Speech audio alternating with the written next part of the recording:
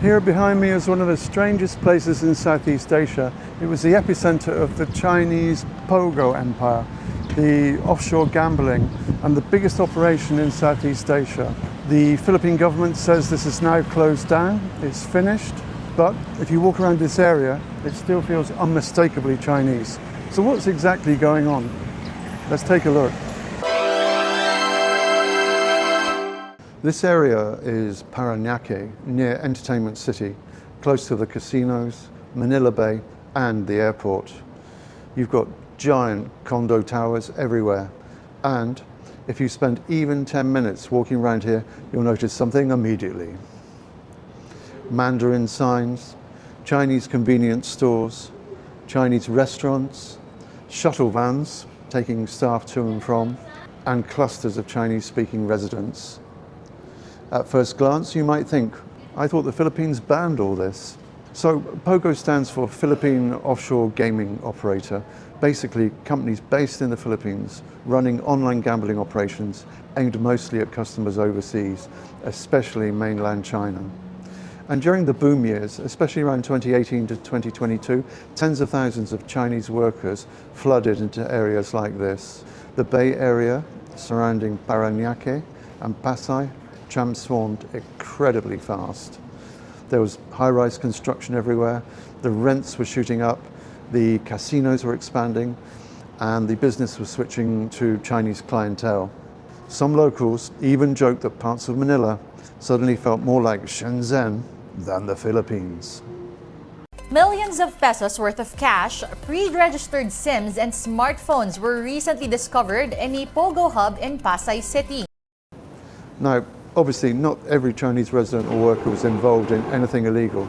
A lot of people were simply office workers trying to send money home. But the reputation of the industry became toxic. Manila Police District Special Mayor's In 2024, the Philippine government announced a nationwide ban on POGOs. Officially, the industry was being dismantled. And when that happened, many people expected these districts to empty out almost overnight. But that's not really what happened. Because once a community reaches a certain size, it develops its own momentum. Think about it. The apartments were already rented, businesses were already established, social networks already created, and Mandarin-speaking services were everywhere. So even after the POGO collapse, many people stayed. Some moved completely into legitimate businesses, restaurants, online commerce, import-export, tourism. Others reportedly shifted into smaller or less visible online operations. What makes this area fascinating is that it feels like a district caught between identities. It's no longer peak POGO Manila, but it's not exactly a normal Manila neighborhood either. You still get this kind of strange atmosphere. Luxury towers beside half-empty retail units, Chinese signage everywhere, transit population, the casino workers, expats, and R&B apartments. So it feels globalized, but also slightly unfinished. And honestly, this story isn't just about gambling.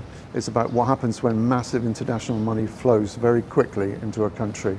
Entire neighborhoods can change almost overnight, and even after the original industry disappears, the physical and cultural footprint can remain for years. So that's the story of Manila's former POGO zone, or at least the afterlife. Officially, the industry is gone, but you can still feel the echo, and as I said, the footprint, even now. Anyway, let me know what you think. Would you like to live in a district like this? Did you live in a district like this before when it was at its peak activity, or afterwards, or even saw the contrast of both? Let me know. I'd be interested to hear from you, and also interested to hear your comments. So this is Cano Life. See you again soon. Signing out. Ciao.